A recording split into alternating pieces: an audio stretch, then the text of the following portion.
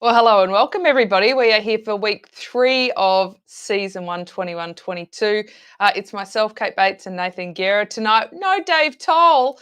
He's got internet dramas, and I reckon he's going to have a fair bit of FOMO going on, not being able to be here today. But Nathan, we've got a pretty cracking day out there. We've got Macquarie Islands, the Flatland Loop. I'm not really sure we could entirely call it flat. Being a sprinter myself, 300 metres of vertical climbing in a race isn't what I would call flat. They've got 39 kilometres, 25 miles. That is. It's going to be a good race so far. All of the other leagues have been pretty exciting. Yeah, I'd have to agree with you a lot. I mean, we did have some breakaway situations earlier in the day. After your Apex stream this morning with Anna, Ashley Moomin Passio showed up for another week of racing with her new Roca Corba team that she recently just launched into the community. Broke away, final lap on a climb, not really a sprinter's flatlands course. I mean, and we kind of saw that theme over and over again, maybe not with specific breakaways, but the packs over and over getting demolished on this climb after that countryside sprint each and every lap. So 974 feet of climbing, 297. One of my buddies who also races on the track said, yeah, that's not really a flat course at all. He was not looking forward to this either. I think you can relate on that side of things as well.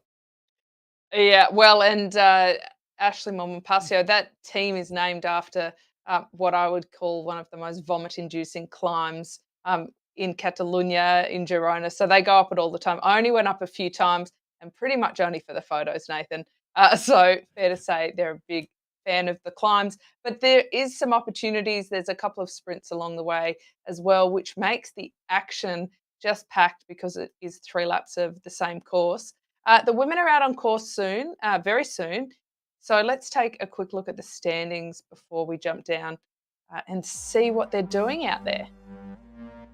Yeah, and with the ladies, Dutch Steeple cycling at the top here with the A's, 40 points sitting right now. ATP Vespa there with 38. Cadence tied for third and fourth there with Alto Villa Tonitas. And Plush, which is a new team actually out here coming over from Wadi Inc. with a rename. So the Wadi Inc. team has been renamed in with Plush FBW. So if you see that Plush out there in any of the divisions, not just this one, that is where that is coming from. And with the C's.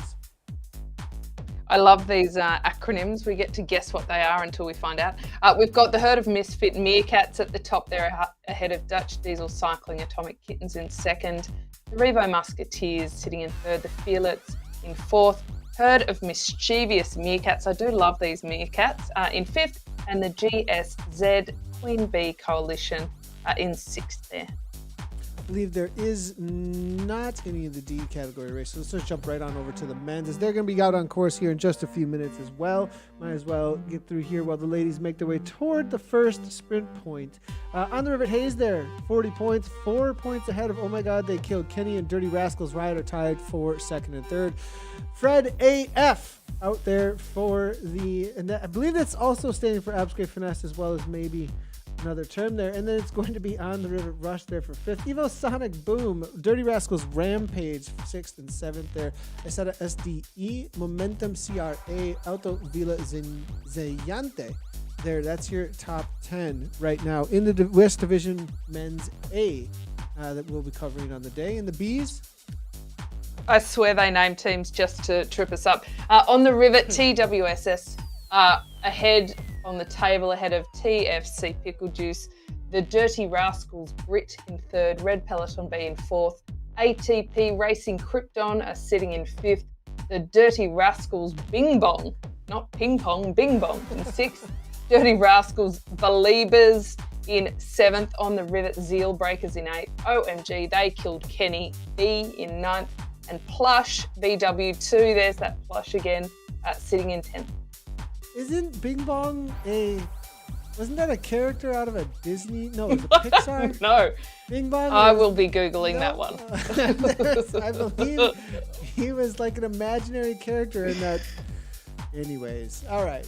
Inside Out, in the Inside Out movie. All right. Okay. Over to the C's. We've got too many kids. OTR Force in for 39 points. Number one, Dirty Rascals Affogato in for second. Zedson spot. You guys have trained Nathan well. BPCC, Badgers of Honor, Dirty Rascals, Havoc, ATP Racing, Ethel. That's your top six. The battle really there between, it looks like, the top three at this point. But Lightning Velo Thunder in for seventh. It's going to be BPCC Breaking Badgers. TRBC in ninth, and then Dirty Rascals Grind. That is the situation currently amongst the season in the D category, just four. All right, let's take a look at the top Cryogen Mount. At the top there, herd of powerful pronghorns in second, T Bahabuli in third, and Dirty Rascals Diaper Changes sitting in fourth. Maybe they're sitting in fourth because they have to keep getting interrupted for diaper changes. That might be what's going on there.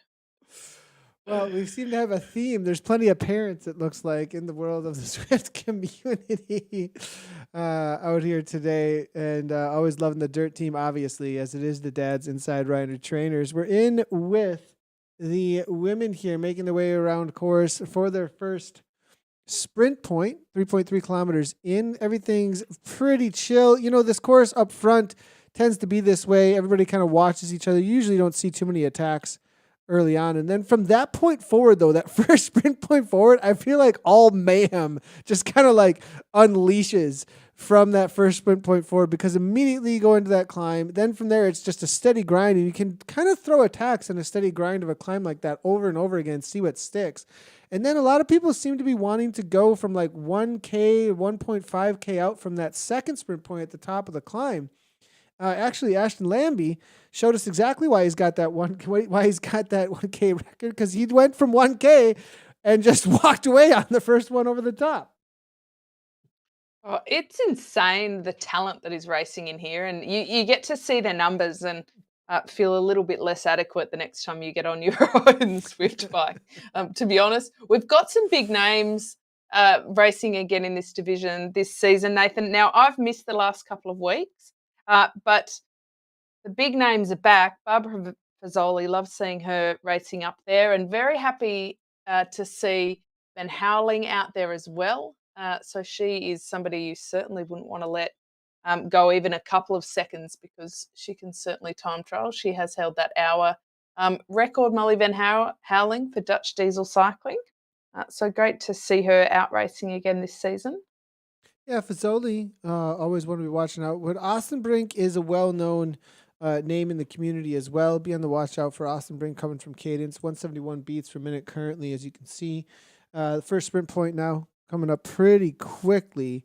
A little bit of a struggle here, though, from Thompson. This is surprising, because Thompson, I think something happened. She was on fire just a couple of weeks back, and kind of a breakout rider. So I wonder if she missed the start. I mean, this is 14 seconds.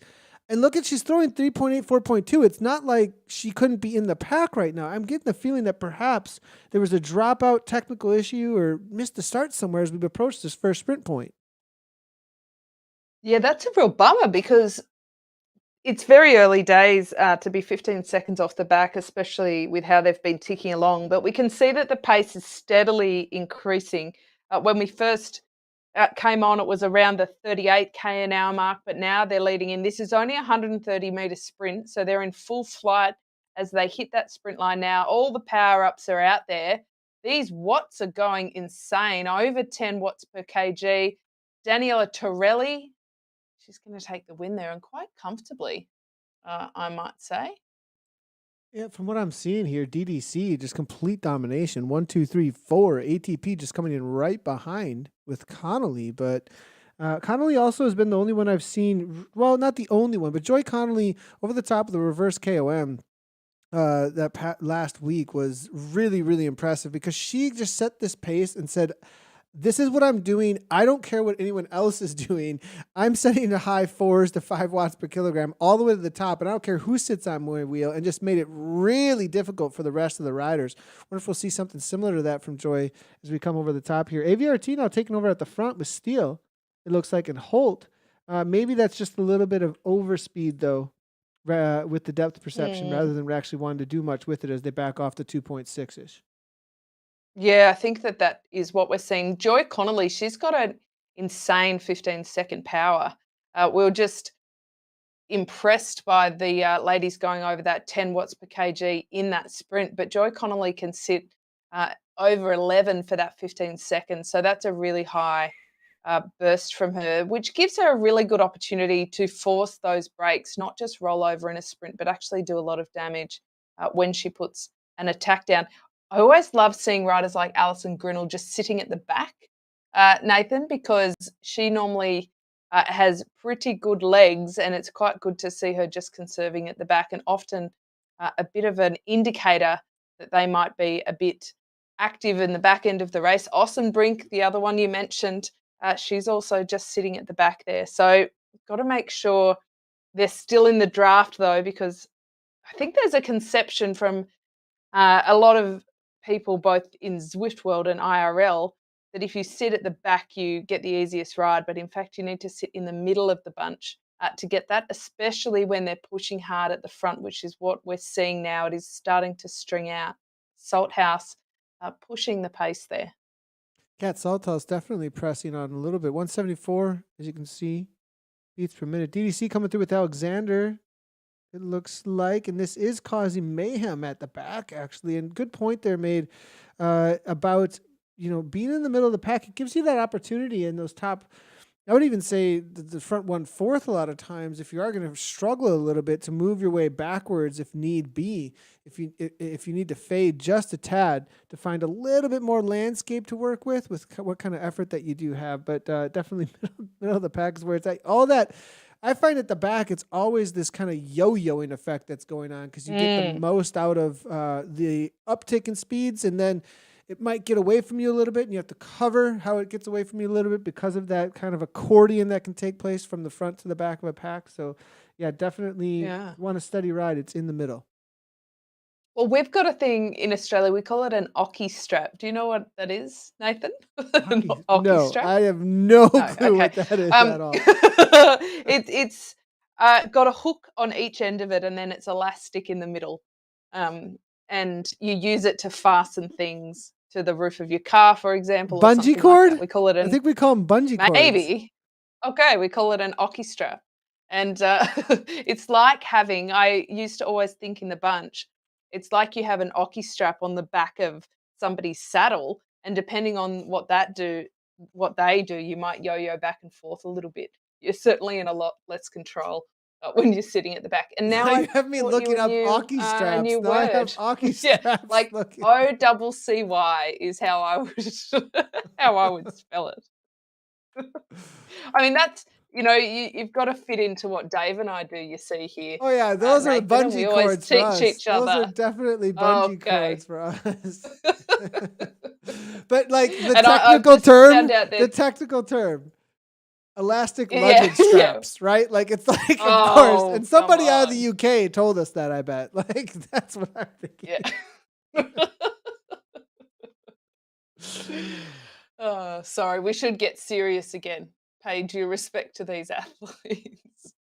AVRT, and this is the question that we're going to have here, is because the current standings and where they're at, if we look at this, look at DDC. I mean, 1, 2, 3, boom, boom, boom, like completely dominating at this point. Connolly able to jump in there for ATP a little bit along with Grinnell. Van Houweling, though, right in the middle of all that. Steel Shoe, Smith, and Winchester. But I mean, DDC showing us exactly why they are at the top of the women's standings right now. 40 points. ATP Vespa, all they got to think about is holding on to their second place spot, because Steele's the only one that was really able to challenge it all coming in from Alto Velo. Well, last season it was ATP at the top of the table on most of the races. So I feel like Dutch Diesel Cycling have kind of really been on the improve over the last couple of seasons, and to put them in this position now where they're able to dominate like that. And again, a really good reminder looking at those segment points, just how important those fastest through segment points out. Now, I did see some pretty controversial tactics get discussed, Nathan, about how to technically win the overall in this kind of points race with the minimal amount of perceived effort, and that was definitely all around those fastest through segment points, using the bunch to pace and slingshot off that, but not really being too concerned at all about your overall finish and perhaps even dropping back and potentially even getting lapped. So that's a bit of an interesting discussion. Now, I Did you guess see the discussion on Facebook? I mean, I was involved. I definitely jumped on in on that one. oh, tell me about this. I'm wondering your perception on this. I mean, is it in the spirit of things? I would say no. However, it is within the rules, I suppose. Yeah, so spirit of competition, what's the most basic assumption that we have about the spirit of about the racing that we are currently doing right here and now? The most basic assumption that we have is not a scratch race.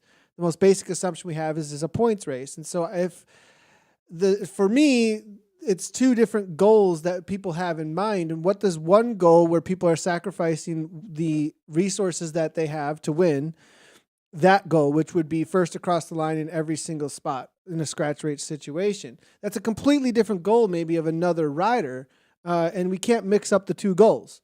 Just because one rider on a team tries to sacrifice certain resources towards being in the front pack and crossing that line first, what does that have to do with another rider's goal in any way whatsoever if they get lapped? As long as they finish the race within a certain time, it doesn't have anything to do with the saving of the legs or anything along those lines, because their goal has nothing to do with making the lead pack. Making the lead pack has everything to do with a very different competition within the competition. Nobody would get mad at me in another video game for playing a support role and getting my butt kicked every time I went up against a carry whose job is just to kill everybody, but they would get That mad if I is didn't true, heal yeah. everyone. It's just a different role within the competition. And so to have the expectation that someone has to stay with the pack, that's a first across the line goal, not an FTS goal. So I have no problem with it personally. Oh, I like that point of view, and very well articulated, I might say, Nathan. And it is very much like gaming world meets the IRL cycling kind of world, because there Yeah, isn't an definitely. IRL scenario where you can deploy that tactic and it be allowed. And so it is a bit of an interesting one. And I think, well, we didn't see it. Like, have we seen that actually happen though, Nathan, so far across the leagues? Because I we think didn't there in was a few APAC. situations. Yeah, I think there was a few situations, maybe Mm. not in the A category, but I think that there were a couple of situations, at least in the ones that we were covering. But we haven't seen anything from Mm. what I've seen, in any of the broadcasts. But there were definitely a couple of people who openly were talking about doing just this. And it's not frowned upon by WTRL. It's okay, totally fine. There may be some new rules written in for next season. We're not sure where that's going just as of yet. At least I'm not sure. WTRL are I think making some decisions about how to manage that, but definitely it is now currently being employed as it's not against the rules at all. So Fasoli though, here we No. go. This is the next sprint. Right hand turn here, Kate. Well, this is a little bit of a longer sprint from when they hit that sprint line, but that doesn't necessarily matter for first across line. It does matter for fastest through segment, though. We often see them drop their power ups before they hit that line, as we do. Joy Connolly going for this fastest through segment, I reckon, based on that. But Torelli, again, smashes by. Goodness me, she's got some good legs today, because Joy Connolly cannot be sneezed at for her sprinting ability. But Torelli, gee, that acceleration in the last couple of seconds was pretty impressive. And look at her, she totally just backs off afterwards and takes the recovery that she needs. So, certainly not looking to use that as a platform to launch into an attack, which at this early stage in the race, I think is quite smart. But definitely quite aggressively going for those points. I would love to see those segment times, um, just to see how we're going in that regard. I did notice on our conversation before, uh, some in APAC, especially in the men, that some of the fellas were nowhere that we were even commentating on in terms of first across the line, but they were coming through. Torben Madsen Partridge was the one who was coming through with those fastest through segments. So he was certainly using a slightly different tactic to try and get those points. And it works because it is quite heavily loaded for that FTS. Yeah, dragging you're doing the drag race through the pack from, mid or third, three-fourths back, maybe not being quite as concerned about that first across the line. You're going to just build more speed riding people's wheels over and over again who are just gaining for you. So you are Mm. looking for that fastest through segment. A lot of times it is the lead pack too. You're taking a pretty big risk, you know, not going for it, especially if it's on the first lap, because everyone's going to be just absolutely flying with all that energy in the legs. And a lot of times they get slower as the race does go on. So unless, perhaps now the finish line doesn't count either. So it doesn't matter as far as that goes for fastest through segment, I don't believe. It's just the finish line all by itself. Coming into our second lap, though, the men are out on course now as well. 5 minutes in, so we're about to jump over to them for their first sprint point. Excellent. So they do go through this course 3 times. So now they know all those pressure points from that first lap. Even though they've done a recon, there's nothing quite the same as actually racing out there. So the women are onto that second lap as the men are a few kilometres into their race. Let's take this a big pack, isn't it? And this makes a difference too as to tactics, because when you've got a pack like this, you really can sit in the middle of that bunch, not too far from the front, and get quite a good draft. Not that you get to freewheel, I will say that, but you can actually get a good ride along. So I don't see this playing out too differently to anything we've seen so far, Nathan. It's almost a tried and tested tactic around the sprints on this one, notwithstanding the fact that the first sprint segment in particular is very short. It's only 130 metres. And so the timing of the power up, if you are going for that FTS, can be quite critical. We do see OMG open it up early. Jurek tends to be a rider who likes to go right from the get-go. This is way out, actually. Now Jurek's now going through at 16 watts per kilogram. Flying here, but no, not going to be able to hold on. It's going to be Rush. Rush there from OTR. 006 agent with OMG and Heinlein coming on through as well. Actually raced with Heinlein over the weekend in the Kiss Americas 100-kilometer race.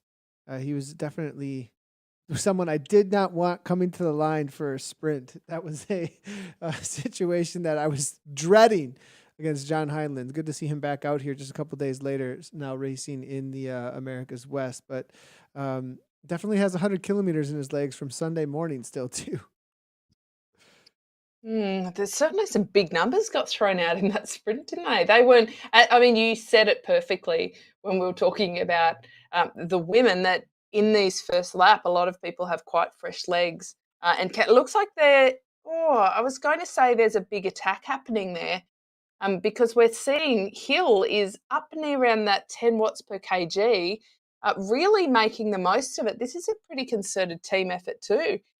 This is a very hard course to stay away on, though, because it is so fast, but they're certainly giving it a crack. So I know these boys. I race with them on Thursdays. The OTR, Hill and Schaefer. A lot of times I do the team time trial with them, and they do not want to let this go. If Schaefer and Hill get away, they can trade poles at over 6 watts per kilogram for sure. And definitely one of the top teams when it comes to TT. Pletcher was unable to go across with them.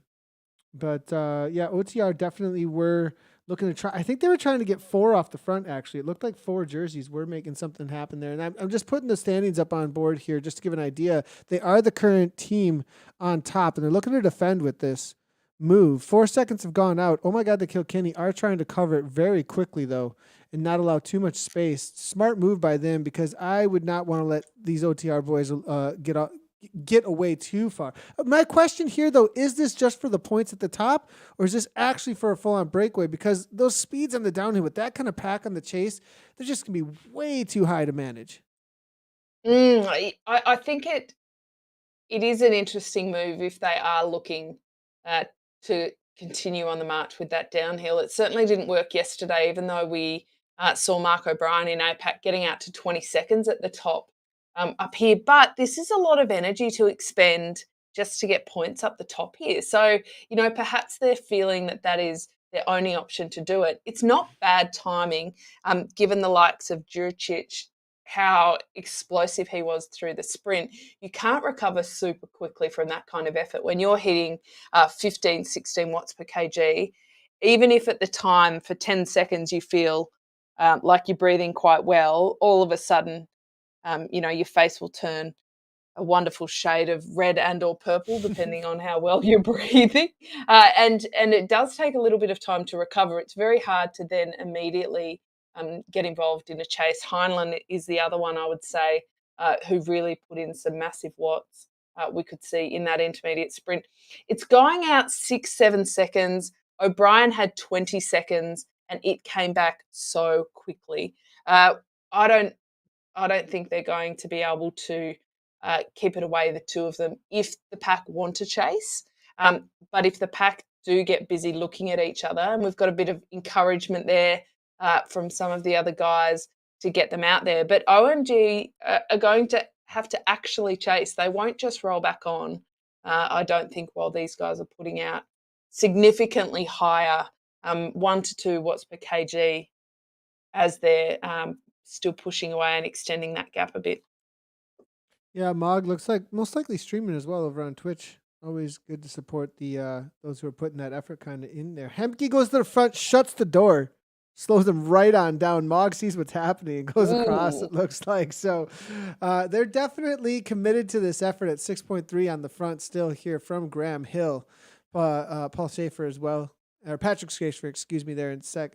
Also, these two have significantly higher watts per kilogram average so far, 5.2, 5.0, most of the pack around a 4.5. So they are sacrificing a lot of energy at a full half a watt per kilogram amongst most of the pack out there. Difference, and that's only over 10 minutes. So pretty a significant expenditure, as you were saying. The other thing I would say here is David Kimamato, as well as, let's see who else is in here. Zurich, as you were saying, 16.4 watts per kilogram from those two. They are the ultimate sprinters out here today. This might also be, let's get rid of anyone that we possibly can, or at least make it as difficult as possible, or get a solid breakaway going. So not a bad move. Dirt Riot, I think, thinks this is actually a threat, or at least wants to get somebody involved here as Foster goes across as quickly as he can. Well, I mean, if Thatcher can get across, then it's one less team that's going to contribute to the chase, but it is just bringing it all. He's now got, it's like a greyhound with a rabbit to chase, and the bunch is chasing him like he is the rabbit. So I think that's probably ringing the death knell for that breakaway, to be honest. This is the women back in this intermediate sprint, this short one. Joy Connolly again, but look at Van Howling over the top. I thought that was Torelli again, but it looks like Torelli, Alexander, and Van Howling. DDC are really hammering this today. Yeah, AVRT and ATP really depending on Holt and Connolly at this point to get them on the board. ATP, I think, grabbing a couple of the minor placings closer down to the top 10. But yeah, DDC, they've shown up to absolutely dominate out here today. And that is, they also got some encouragement coming from Chad as well. It looks like they've got a fan base that's showing up for Dutch Diesel Cycling Xena. They're just going to extend this lead that they have of 40 points over the 38 of ATP Racing Vespa. Cadence, Alto Velo, going to have to put something on the board here. If this isn't just going to be a battle for ATP and Dutch Diesel for the rest of the series. I think ATP are going to have to either do a little bit of homework, some extra training throughout the rest of the season, though, because this third race is showing us that that's only just going to continue to extend for Dutch Diesel. Well, what we are seeing is the pace really dropping off after those intermediate sprints. So they're under 30k an hour. It is slightly uphill, I will give them that, but they're certainly backing off, and we can see that also in their watts per kg. They're back around the 2.5 to 3 mark. So a significant difference after they go through those sprint points. When we were talking earlier about these different goals and different strategies and ways to get the points, it is equally as valid to sprint hard and then roll in between, because DDC, they don't need to push the pace in between. Absolutely no reason to do that. Back over to the men. The breakaway survives for now. They've still got 4 seconds coming into this sprint here. Free Zwift points for whoever pulls me back to the front. Tim Rush. He's got a sense of humour. Oh, Timmy, I like that. They're going through these points now. Graham Hill will take that out over Patrick Schaefer. So they did mission completed. They did go 1-2 over that sprint point. But now look at this. It's all coming back together again. So these guys, honestly, they're going to want to get a drink and get in that super tuck for the little downhill that's coming up because they would have burnt a few matches on that effort. So current standings here, Heinlein at the top, though. We were just chatting about him, and 28 points currently. That doesn't include this one that just came on through here. 21 from Johnson Mulligan. Rush there, who we did just say chatting about being off the back, so it sounds like Rush is out of the picture. This is a fairly interesting situation here because a lot throughout the day I've seen just a lot of domination from maybe 1 or 2 jerseys. There's a lot of different jerseys on board here. Yeah, it's a good mix. I'm happy to see them all in the super tuck for the very short, brief moment that they can on this section. It isn't a long section to get too much out of that, but I'm glad to see them ducking into it and getting a little bit of recovery while they can. Let's talk bikes for a second because the disc just flew off the front of the Troms. Anna last night made it very clear, Nathan, that she's not a fan of seeing a lot of Trons in a race, which is easy for her to say. I don't even have a Tron, so I would happily ride it. How close are you? Have you registered? Have you registered for the Tron? No, that's the problem, Nathan. You haven't? I didn't register for it. No, you still haven't registered? I know, rookie error. No, I mean... Oh, you did? Oh, you did? I went... No, not yet. I went up Alpduez so many times. I went up Ventoux so many times, and only then did I realise I hadn't registered, and I kind of threw my hands in the air and thought, oh my gosh, what have I done? I'm destined to never have a Tron, so it feels insulting. Maybe next winter I'll bother getting back on that. They've gone through one lap So you now. still haven't registered? Just checking. No, I still have not registered. Okay, well, that's called the Schofield. That's called the Simon Schofield because Simon is. Like, I think his Zwift number is in the single digits, right? So he literally was one of the first 10 people to be on Zwift, and he still hasn't registered for the Tron and has no Tron bike. So you're the other side of that story here now. As a part I literally had our it on my to-do list at one point. It said register sign up, Tron. and it just never happened. Yeah, it's look, nobody's perfect, Nathan, and I've just aired my dirty laundry in the Zwift world. But Tron aside, I think that we can agree from Anna that if you have access to a disc, it is going to serve you very well on this course. Yeah, I agree. I mean, there's a lot of speed to be gained on this course, no matter what section, climb or descent, and I definitely would be all about. Now, I'm wondering if Anna's starting to have an issue, though, with the Cervelo S5 with those DT Swisses, because that's now all you're seeing anywhere is Cervelo S5s with DT Swisses.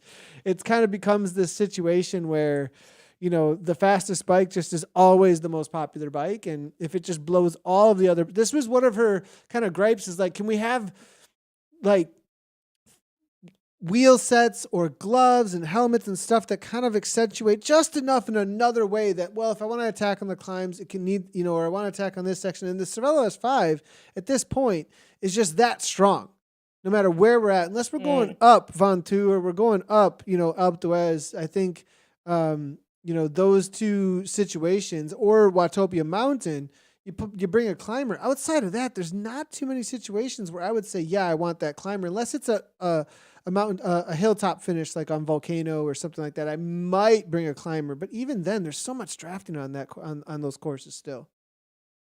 It is all getting a little bit interesting. Very packed garages, I might say. There's a lot of bikes in there, and unless you do your homework, It's easy. It's almost so overwhelming sometimes, I think, that you pick your combo and that's it. You just go with it because it is a little bit easier than delving in there each Well, time with your yeah, I little mean, how much handful. time are you gonna? I mean, Zwift Insider will love it plenty. Spending time, days and hours just combing over Yeah. all the different stats. And on top of that, we were talking about doing some new tests as well, because those tests are done on 300 watts steady for one course, right? But what if we did a Mm. 0 to 60, right? So I just set up an avatar to do 1,000 watts and take, how long does it take it to get to 0 to 30 or whatever it might be? The acceleration of a bike might be very Mm. different than the steady power at 300. So maybe there's a better Indeed, sprinter and bike. yeah.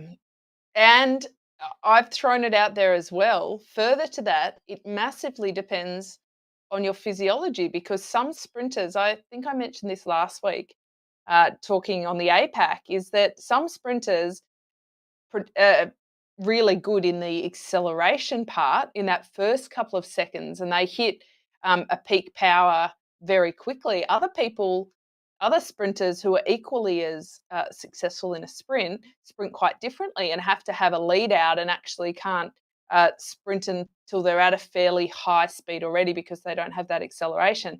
They don't take that into account testing these bikes, but you certainly in real life do that. I mean, for example, I put out a lot of watts, and so I didn't mind a heavier bike because it allowed me to get that grunt underneath me to really get the acceleration. And once I was going, I tended to get a higher speed for that. So I often chose a much heavier bike than some of the other sprinters, and same on road and track. So it does take a little bit of fiddling around on your own and having a little bit of fun in some bunch rides as well. I think you can kind of figure out what may be best for you with using the bike guide as a bit of a general guide rather than thinking it might be specific to your physiology and your weight as well.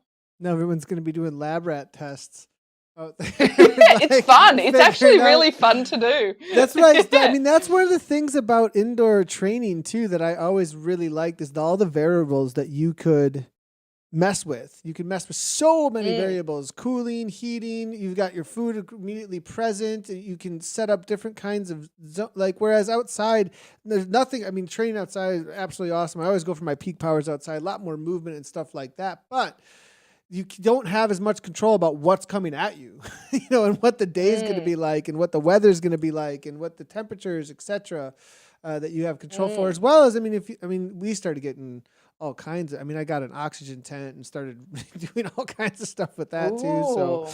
you can get a lot of variables messed around with indoor training. Obviously, here now we do have our next sprint coming up there though, and look We at do. I was DDC. about to launch into something interesting, but as they turn this corner, it's not too far. The power up's already being dropped. So we do have the Aero Boost, the Draft, and the Feather. The Feather is useful when you're first accelerating, but otherwise, all of the power ups can be deployed well. Torelli Connolly, again, Connolly, but Joy Connolly Connolly, makes she's it got her happen over this the time. top. Well done to Joy. Good She was going, Joy waiting for that Connolly. one. She was waiting for that one. You could tell because DDC were just really on a domination. AVRT always with I the was just follow up. They haven't let anything go. They might not be no, at the front, they're but they're definitely staying involved. they're wanting to make sure it does come back and that they have a little bit more control, which you can have when the group is a little bit more together. But this group is maybe nothing is going off the front, but look at how reduced it is at the back now. There's a lot of gaps opening up, and one by one, people are really getting picked off the back. This is a good section for recovery and to build a little bit of speed down through here. And they've gone through this section twice now. They'll come around and get the virtual lap bell with one lap to go. And you can leave a lot more out there in that final lap, knowing that you won't have to. It's the last time you're having to challenge any of these elements. But we were talking about all of these specific and kind of lab rat stuff you can do, Nathan, and I think it's so interesting. They've found as well that for general training, not racing, but training under load, that if you don't use a fan and you allow your body temperature to go up, you actually get an increased training effort from that. And so it's also really interesting to play around using your fan and not using your fan to see how you react to that, and also how you then recover and can perhaps race after doing that kind of loading with the training. So there's almost an infinite number of possibilities when you have such a controlled environment, especially in this Zwift world. So it is pretty cool. It's one for the nerds in every way. When I got I got really, really into all those variables. I would do heat training often. And I would just leave all the computers and take the sides off the computers, because I have so many computers in this room, and just let them wear the Oh, heat in the middle of the summer. So I'd be in like 100 to 120 degree room probably, and like doing my, in a lower base or even recovery ride, but making sure that you're killing, two birds with one stone. It might be a recovery ride, but let's at least get a little bit of heat training in on this day, and then refuel back up everything as you totally deplete. Even though it's not a big stressor on the muscles. So, there's lots of thought gone into that in this household as well. Definitely can relate. But Fazoli here, look, I mean, ATP are on a back foot now. I thought they'd bring it back because it was not that much of a bigger group up ahead, but they got the snowball effect, and AVRT are the ones who win out. We saw them cover the move from DDC over the top. 3 of them got involved, and now AVRT are putting ATP on a back foot because of DDC, though. They're following DDC, and now ATP are off the back.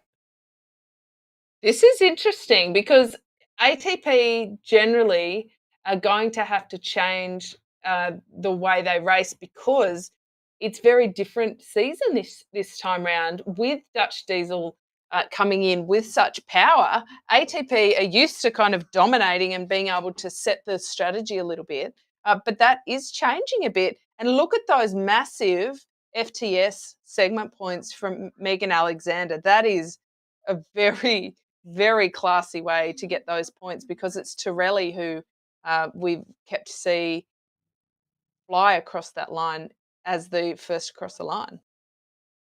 Yeah, Alexander there dominating. Van Heuling there right behind, 52 points. They're over 150 points at this point. Connolly they're represented with 47.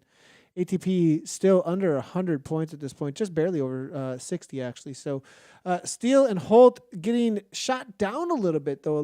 They had a little bit more points, I think, for FTS points a little earlier, but perhaps some of those got stolen away on lap number 2, because I do believe there was a little bit more earlier coming in from AVRT, unless I'm mistaken. But now that AVRT are up ahead, they could potentially try and steal a little bit of points here from DDC and not have to worry quite as much about ATP. But we have this one ATP rider that made the group amongst AVRTs that can just completely put a total upset in that. And they just have to ride her wheels, perhaps, as she's got one of the best kicks amongst the pack. It is pretty handy, isn't it, to be the only rider in a break. We always say it's at a disadvantage when you're outnumbered like that, but what you can do is take a little bit less responsibility for things.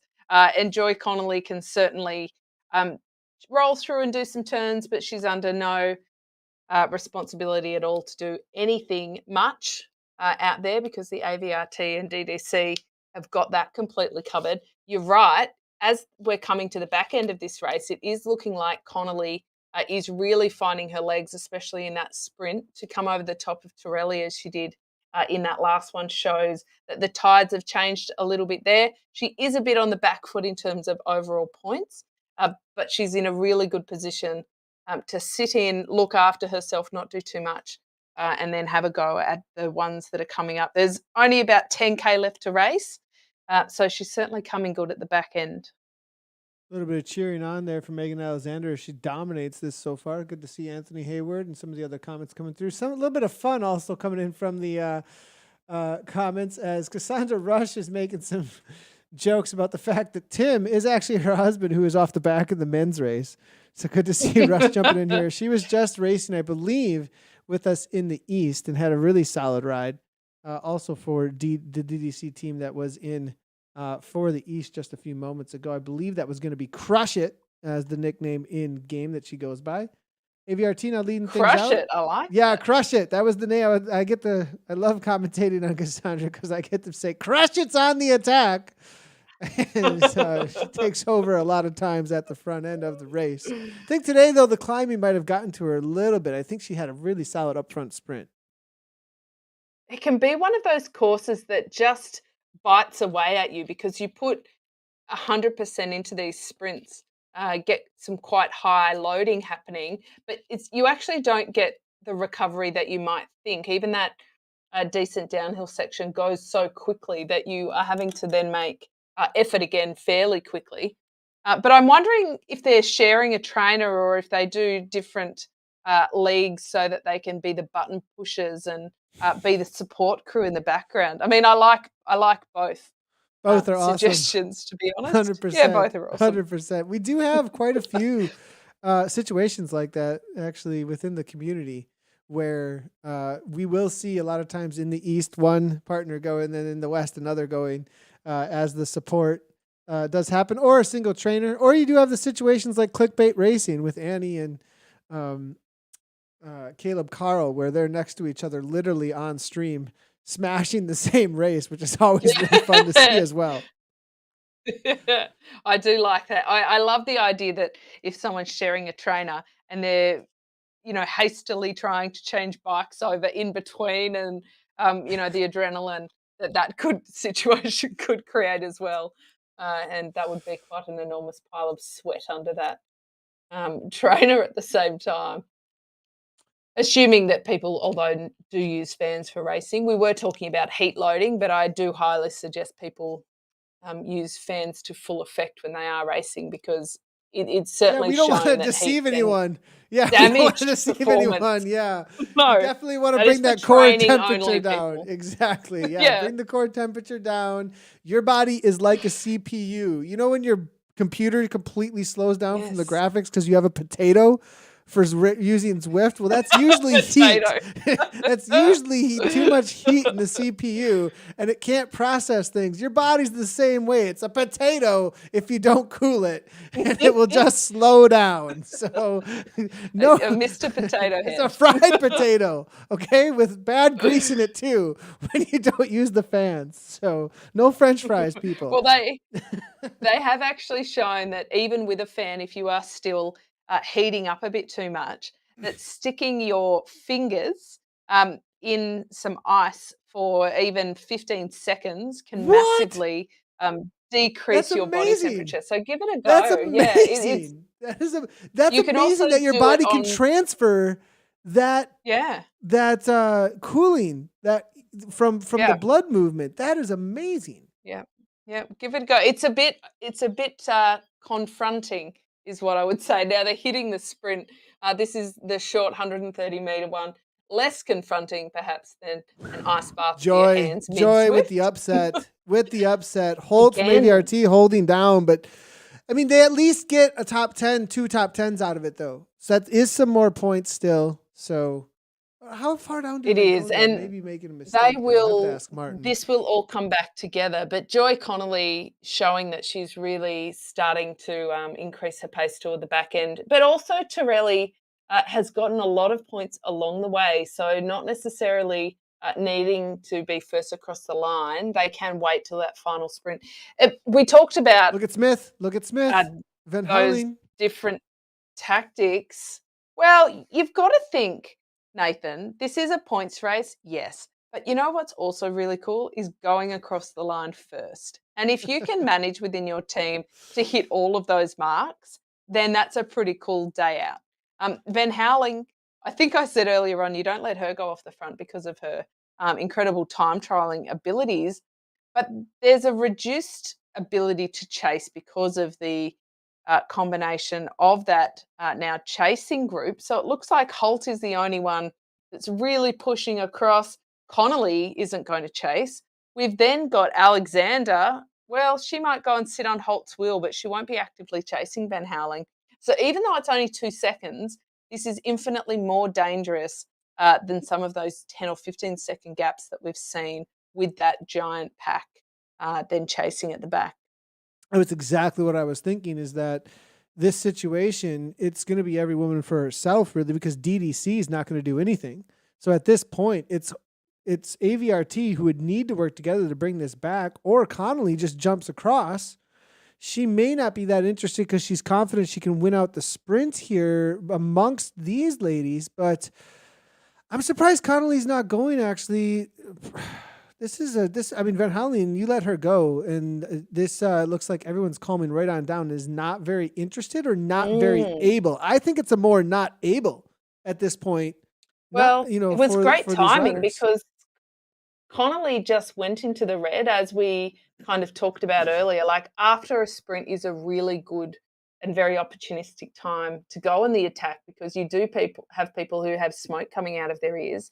And so for Connolly, she would have to do another max effort to bridge it. She could do it, but she may not yet be recovered from that last sprint to even be in the position to do that. And we can take a bit of a look at her heart rate to get a bit of an indicator of where she may be at um, in that regard. And look, it looks like they're all working pretty hard back here trying to recover from that. But it's the only opportunity, I think, for Connolly is to just sit in and decide whether to jump across. But she doesn't need to do all of the chasing. There are 3 AVRT riders in there who can take the responsibility for that, or she should just jump across when she's recovered enough to do that. Trying to get an idea of max heart rate here from Joy Connolly. As at 150, I think she's pretty chill at this point, and maybe just not super interested in putting the work in for DDC. Now up into 4.3 watts per kilogram, maybe seeing that Van Halen is a threat up the front. Now Van Halen's backing off under 4. Now look at Alexander. Megan just goes to the front and tries to shut the door like, no, Joy, you're not pressing the pace. Joy comes over the top. DDC are so tactical. They just continue to try and stop any kind of efforts at the front whenever they make these moves. It's very well done racing here by DDC for sure. A little comment coming through. I like this one. Maybe myself would disagree. We have too many kids is the reason Cassandra's letting us know that they switch off between each other east and west. I'm like thinking, well, I don't know if you can have too many. That's what Yeah. in the Guerra household. In the Guerra household, we'll just leave that one alone. Perhaps you can't have too many, Nathan, but too many while both parents are Zwifting. My child did come in earlier before we even started with a hot glue gun in her hand, a 6-year-old. So your parental responsibility at some point, I think it's probably wise for the rush. Lockdown glue guns. And lockdown I glue guns down in Australia. I need to glue the glue gun in a place where she can't reach it, I think. There is actually a recording. We've talked about this one already of Kyle walking in the middle of a broadcast on the Zwift main page. Like, hey, everybody, just like on the BBC when the kid walked in behind the guy doing the interview. It's exactly same kind of thing. We played it off, not like get out of here, though. It was like, we just welcomed him in. Let's come on in, buddy. So family affair here. 12 seconds now. 12 seconds. This isn't. I don't know if I was Joy Connolly, and this is just the way I like to race, and I don't for a second suggest anybody should race how I did, because I got a little bit of joy out of messing with people in my tactics. But if I was Joy, I would sit at the back for a couple of kilometers, and then I would back off and take a run at them and attack and jump straight across. That is what I would do if I were her. I think they're pointless watts just sitting at the front and rolling, and she has got so much power that she could open a 2-3 second gap very easily. Torelli is the one that could respond fairly quickly. How beautiful are these cherry blossoms? Side note. But Torelli would have to see it coming. And depending on what view you're using, depending if you're taking a drink, looking down, whatever it is, I think Connolly could very closely monitor the numbers and get a bit of a feel for what everybody's doing in that moment and hit them and get across. So there's my 2 cents worth on what Joy Connolly should do. She's probably swearing at me at the moment, saying, all right, shut up now, Kate. Noted. But this is a great position for both DDC and Van Houweling. 16 seconds. This is just continuing to open up, and she's looking in really good control. Her watts are so steady. It's almost like she's going around a velodrome doing equal laps for an hour. Like she's got the skills to do this. She can hold a really steady pace for a really long time. And she's kind of schooling them on what to do at the moment. Yeah, I think they've said they're racing for second at this point. At 18 seconds, it is not coming back. AVRT and ATP with Connolly just looking to reserve as many points out of this group as they possibly can. Van Houweling going to take the win from what I can see here. Back in with the men's race, they are about to hit their next sprint spot. Then we'll jump in back in with the ladies here in just a moment as they come across that next intermediate, their final intermediate sprint before their finish line. In with the men, very whittled down group actually, and a little bit of a kick off the front here at 5.4 watts per kilogram. Byline just given from Dirt Riot a little bit of a dig, 377 watts. So definitely an interesting tactic though with how close we are to the sprint point. I'm not exactly sure what the motivation is here, as there is another dirt rider though in the field. So perhaps just looking to kind of instigate something out so that Vanderveen can ride a wheel all the way to the line here. But with that drafting power up and already find himself toward the front, maybe not playing that out too well. Freiberg here from the Freds. It's going to be 7.2. Vanderveen now starts to kick again. 12 watts per kilogram coming from Michael Sweet. And maybe be able to take this down for AVRT. He does have the best power up amongst them. Oh my God, they killed Kenny coming on real strong with Heinlein most likely. And OTR going to come over the top. I think OTR is going to hold on to that with Duncan Vanderveen. And I wasn't thinking Vanderveen was going to stay involved there. I was way off, actually. I think he got second across the line. And Heinlein up there again. He, on paper, is our best sprinter out there.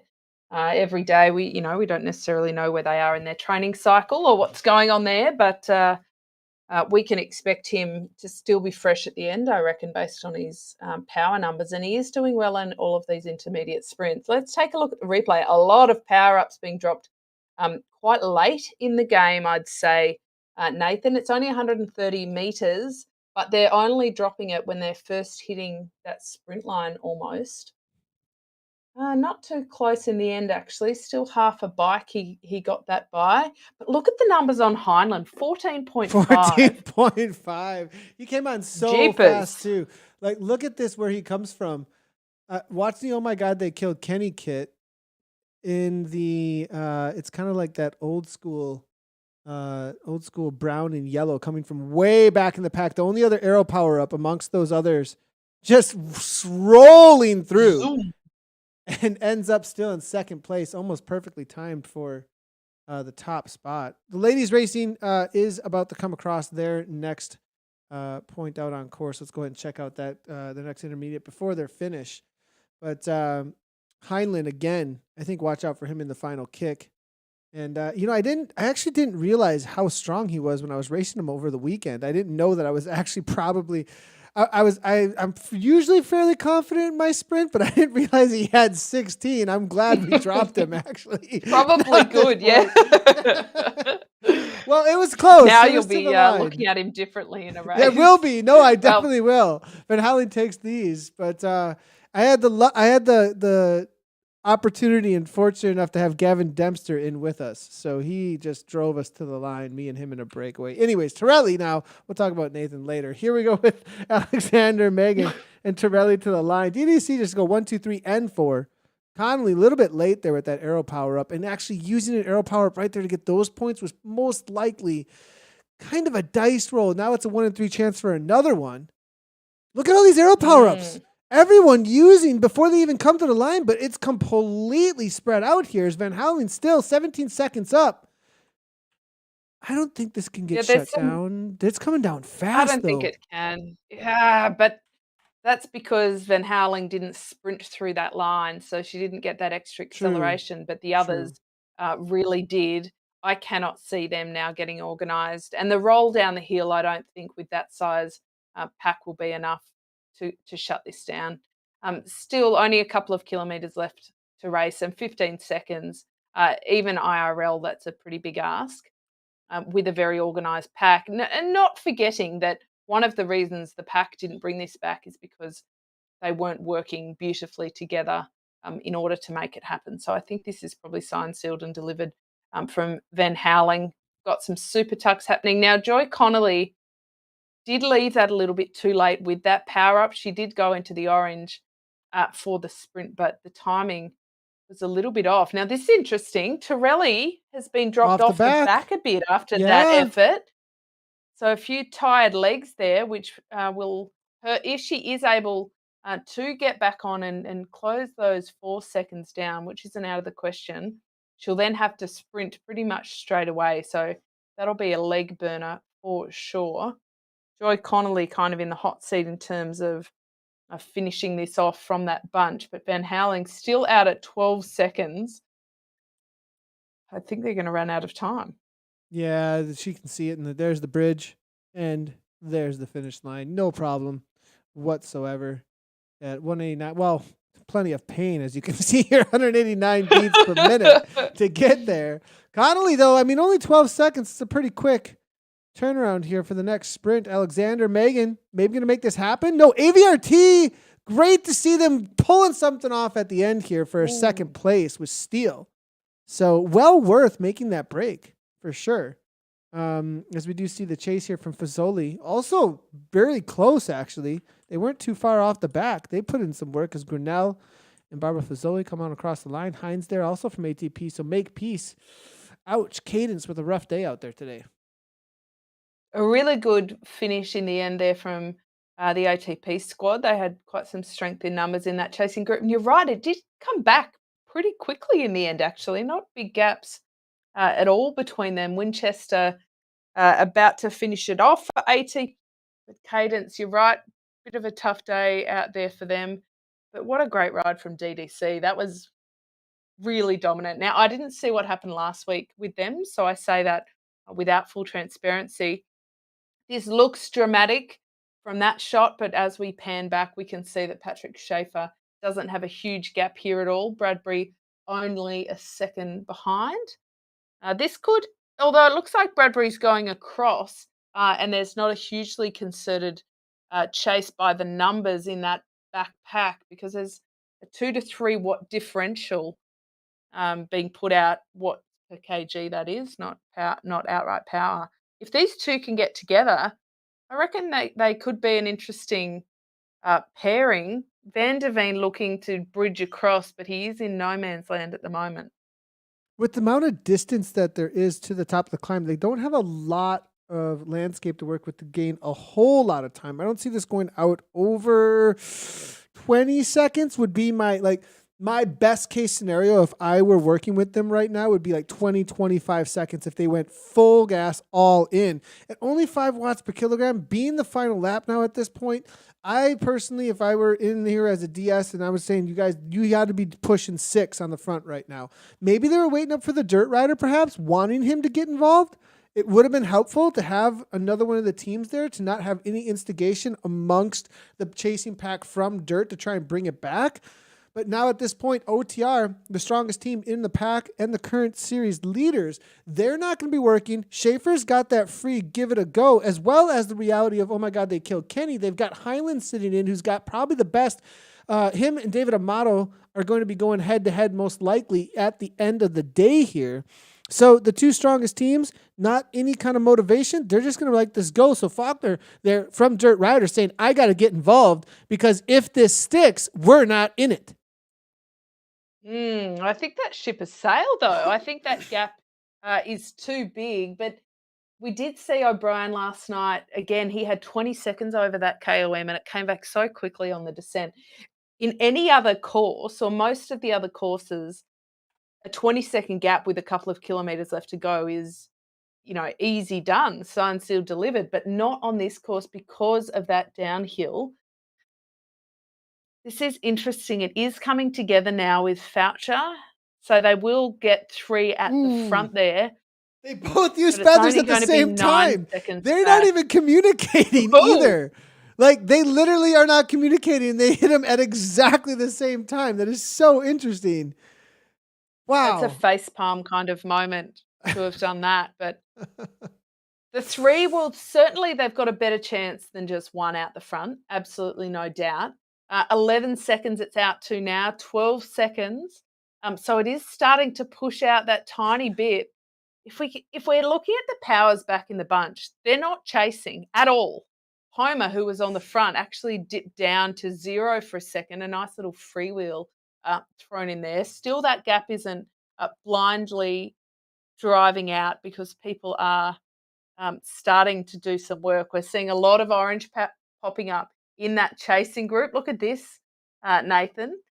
That is where the race is really on. Heinlein is unleashing to get through here for the fourth points there. Another powerful move from him. And straight away, we're down to 7 seconds. 5 seconds in the space of about 100 metres is pretty significant. I think they will all roll back together. OMG, they killed Kenny. Did I hear correct? You did, Anthony. You did. Anthony, it's great to have you here. And we appreciate the questions, the comments coming through. Your first time in on the broadcast, it looks like, at least for this one. Because, oh my God, they killed Kenny are definitely a well-known brand in the West now for the Americas for sure. As Bradbury rolls through for them. Who would have thought? And now Arrow Power up here, he is all in because he knew.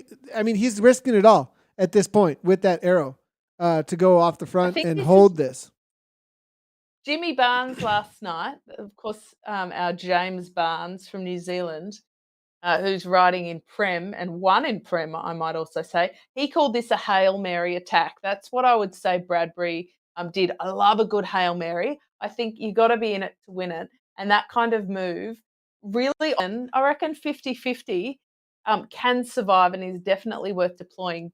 Not effective in this regard, simply I think because that downhill just negates so much of that effort. But look at that chasing pack. They're really closing in, but it is getting pretty tight. When they go across that bridge, we know that they've kind of run out of time. There it is. It's going to come right down to the wire here. 3 seconds. This is it. They're going to get him, though. It's going to be right there. Bradbury opening up 9.7. If they have teens still, if we see any kind of double-digit orange numbers, they might hold on. But here comes Ryan Ivany. The Fred Absway finesse. Going to go 1-2 across the line with Mulligan right there. Just rolling them. And OTR almost on the catch. What an attack from Absway finesse. Well played. And they go 1-2. That's some big points. That's kind of like what we saw from Next Esports actually in Prem. That is mildly offensive, the way that finished. That was literally right to the wire, wasn't it? That's one of the best lines ever, Kate. We got to keep that one around. I want to hear that more often. Mildly offensive. What happens when we get into like extreme offensive or... Well, then you have to start bleeping me out. Well, I want to look at this where they actually attacked from because Anna really called this one as far as where you go from. They went earlier, though. They went from, as you look behind here, here's the attack. Yeah. Well, it was right around that section, though. Full gas, 74 75 kilometers per hour, flying to the line. And well played, Mulligan.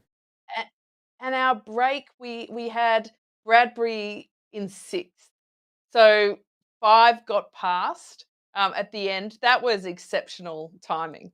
And in fact, I am a little bit surprised given how quickly they shaved off that 5 seconds heading into that sprint at the top before the descent, that they didn't come back a little bit quicker than that. But when you've got that kind of, those kind of watts sitting in your pocket and ready for that final sprint, it's probably no surprise.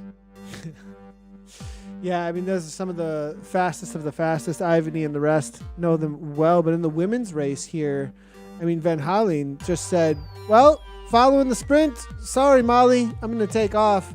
And the rest of the crew, she just went right to the top of that 4 kilometers, gained well over 20 seconds, and it came back to 11. Megan Alexander then taking it out also for DDC for second place. Sue Lynn Holt from Alto Velo able to salvage a little bit, as well as her teammate Jennifer Steele.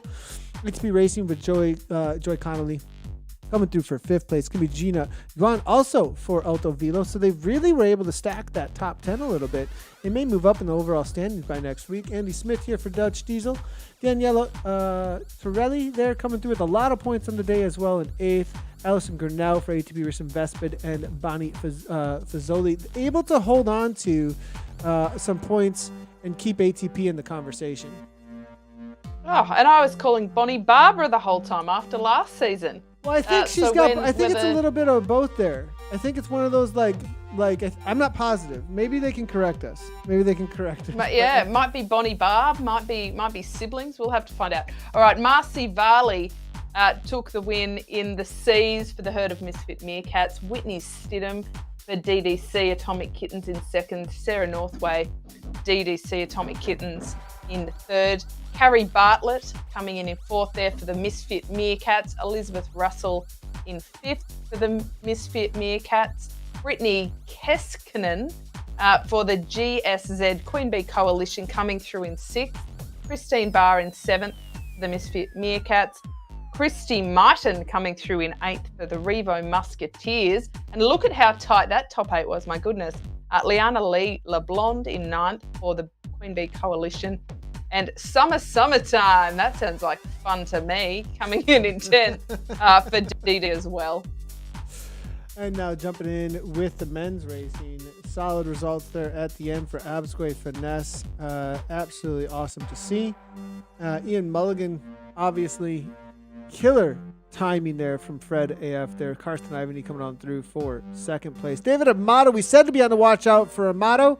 He does have a solid sprint, and it was him and Heinlein head-to-head at the end, but not for 1st and 2nd, as Freds were just able to outplay the big watts of Heinlein and Amato. Amato sat in for that moment, too, and I think it was just a timing thing at the end of the day, perhaps. Maybe they made it hard enough, though, for him to have a little bit of a struggle there. London Freiburg coming on through for 5th, so Freds really making themselves known here in this race number 3 across the line.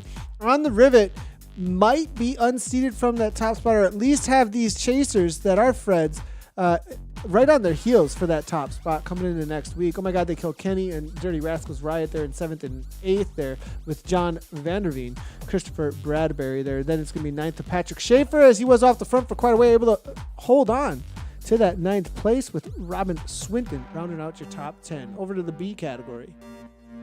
That was one of the best finishes I think I've ever seen on here. Looking at the Bs, Matt Thompson from On the Rivet TWSS took the win ahead of Ian Wilson from Dirty Rascals Bing Bong. Certainly they are dads with that name. Colin Saunders in 3rd for On the Rivet TWSS. Brian Ditty in 4th for TFC Pickle Juice. In 5th, we've got David Williams on the Rivet TWSS. John Meals in 6th, TFC Pickle Juice.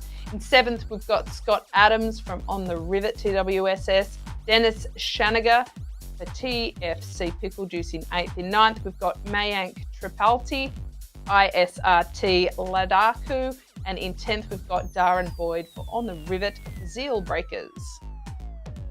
So you want to know who Bing Bong is? Yeah. Oh, hello, Bing Bong. That's Bing Bong from Inside Out. Just as a heads up there. All right. Who has too many kids? That's a bit of fun. Rush, Cassandra Rush. Well, who has too many kids? Before we go, here we go. We'll look at the C's, and then I've got a question before we go. A very important one. I'll leave this one to you, Nathan. Roland Siegel comes on through for Zedson's spot. The training of the Gara has worked out here. We got to go back to Z eventually here. Aaron Spivak there with BPCC Badgers of Honor. It's going to be Eric Kuhn in for OTR Force in 3rd place there. Felix Albo in for OTR Force in 4th. Tony Devries there for Dirty Rascals Havoc. Neil Goodridge there, Dirty Rascals Havoc as well in 6th. Eric Homland for Dirty Rascals Alphagato. Chad Guru for Zed Sunspot. Judd Julian there for Zed Sunspot. And it's going to be Lee Zavaris in for Dirty Rascals Padres. Lots of Dirty Rascals out there today across 3 different teams in that C category. All right, let's take a look at these Ds. Tosin Akinmasuru for Cryo Not Cairo, Cryogen Mount Lemon taking the win there ahead of Matthew Kappelman for the Dirty Rascals diaper changes. Eric Watka in third from Cryogen Mount Lemon. Matthew Ferrier took fourth for the Dirty Rascals diaper changes. Scott Urista in fifth for Cryogen. Corey Bellinger in sixth for the diaper changes. Eric Newitt in seventh for the powerful pronghorns. Love that name. As is Scott Whitney, also a pronghorner. I don't know if that works. I'll keep trying that one. Bishan Singh coming in ninth for Bahabuli. And Arashish Mahapatra coming in 10th also Nicely for Bahabuli. Bahubali. I'll get that one right next time. But there we go, that top 10. Now, Nathan, the really important question of the day before we sign off for this week, what does Fred AF stand for? What is that acronym? Absque finesse. Absque finesse. Oh, right. right. I mean, it's also, I think it's the dual. I think it's got, they're kind of, it's a dual meaning there, I'm pretty sure. So I was about to say where I come from, AF is a different. Yeah, no, and I mean that's there's definitely there's actually a couple. You haven't broadcast with us on EMEA before. We have a few more of those in EMA as well. Socks for Watts, they've got their WTF team just straight up. So yeah. But I'm not sure. I mean, that could stand for Watts the free. I didn't leave that one. Yeah, good luck with that one. Good luck. Good luck. And if anybody watching is on TikTok, you've got to put your TikTok handles in our YouTube chat so that we can find some fun people on TikTok to get involved with this stream as well. Yeah, I'm loving that. That's crackers. A great idea. I love it. A couple of the teams do have some TikToks going. Beast Mode have been very active over on TikTok, so definitely if you do have a handle there, that'd be a lot of fun. It's kind of a place where we can have a little bit more fun with stuff. Instagram tends to be a little bit more super serial in its Captain Crunch. Yeah.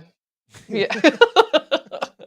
Indeed. Well, thank you very much for everybody who joined in today, and well done to the racing. The mildly offensive, slightly offensive finish there for the fellas. But let's see what they bring next week. So they are going to Cass Pat's next week, which Anna tells me is the leg breaker. She loves that. I love that we get to commentate on it, not race.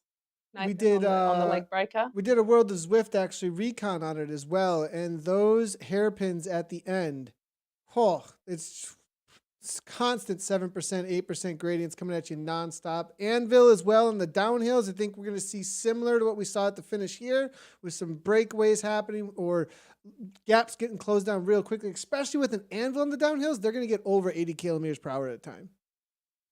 Yeah, that will be a fun one to commentate on. So we will see you same time, same place next week. Have a good one. Thank you, Nathan. Yeah, right on, everybody.